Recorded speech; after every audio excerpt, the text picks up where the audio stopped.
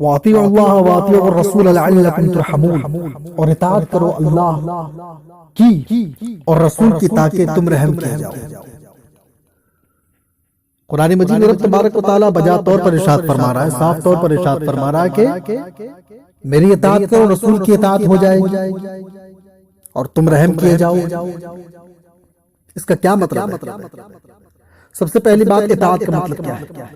اطاعت کا مطلب ہوتا ہے بندگی، فرما برداری، حکم ماننا، اور رب تبارک و تعالیٰ یہی چاہتا ہے، ہم سے بندگی چاہتا ہے، فرما برداری چاہتا ہے، ہمیں بندہ بنانا چاہتا ہے۔ ہمیں کیا چاہتا ہے؟ بندہ بنانا چاہتا ہے۔ اور یاد رکھیں آپ، رب تبارک و تعالیٰ کے نزدیک مقام بندگی سے بڑھ کر اور کچھ نہیں ہے۔ بندہ اگر حقیقت میں بندہ بن جائے نا، ہم بندہ صرف نام کے، ہم بندہ نہیں۔ مقام بندگی اگر رب تبارک و تعالیٰ کی بارگاہ میں، یعنی رب جو ہے بندگی چاہتا ہے اور ہمیں بندہ بنانا چاہتا ہے، مقام عبدیت سے بڑھ کر کوئی چیز نہیں رب تبارک و تعالیٰ کے حضور۔ ہم حقیقت میں بندہ نہیں، بندہ وہ ہوتا ہے رب تبارک و تعالیٰ کا جو ایک قدم رب تبارک و تعالیٰ کی یاد میں رکھتا ہے، رب تبارک و تعالیٰ کی اطاعت کو مد نظر رکھتے ہوئے دنیا میں وہ مشغول ہوتا ہے۔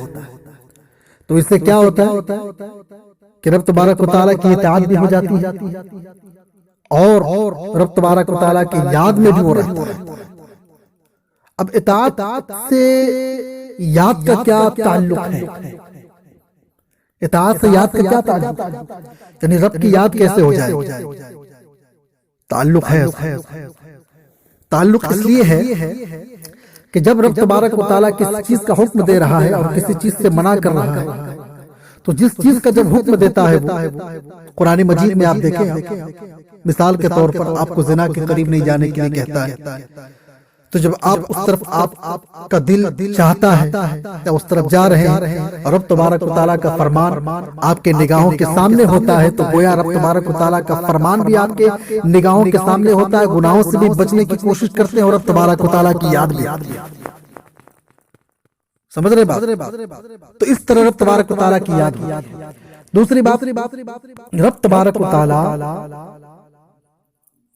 کی اطاعت ہی رسول کی اطاعت کیسے؟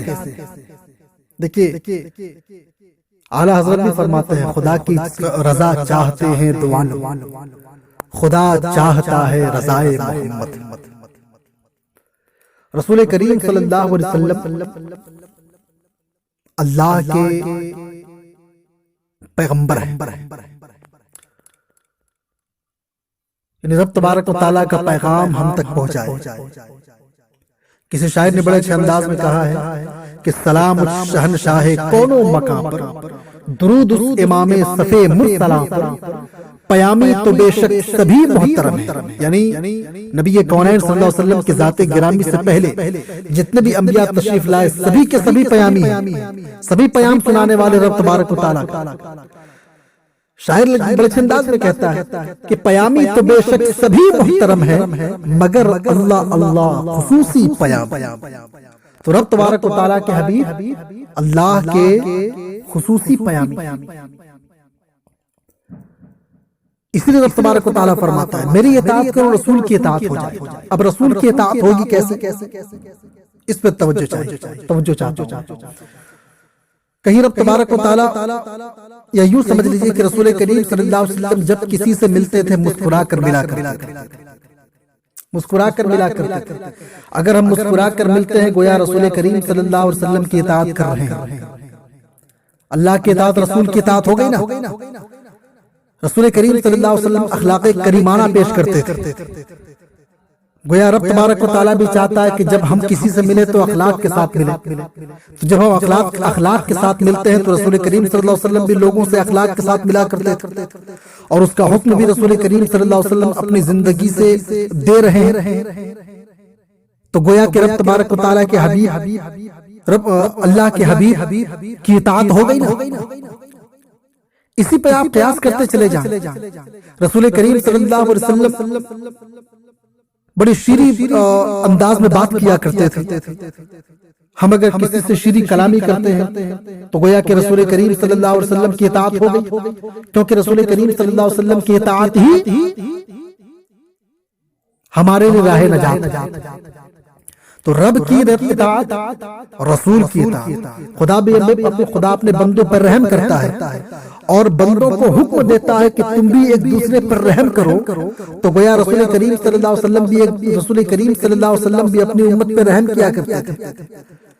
تو اگر ہم رحم کرتے ہیں تو گویا رسول کریم صلی اللہ علیہ وسلم کی اطاعت ہو گئی نا.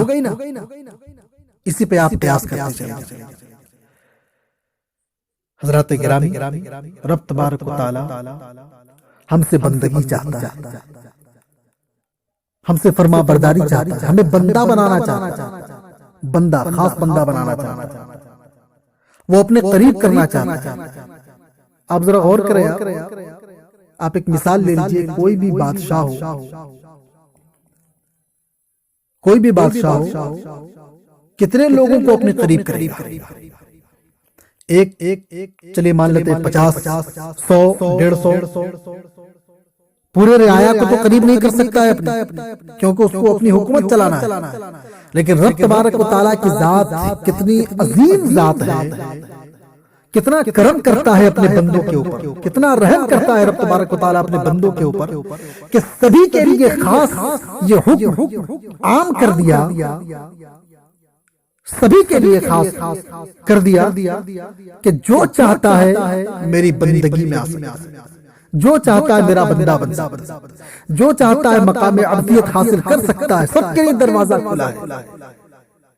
تمہارے چاہنے پر جاؤ، رب تبارک و تعالیٰ تمہیں بلا رہا ہے، ہمیں بلا رہا ہے.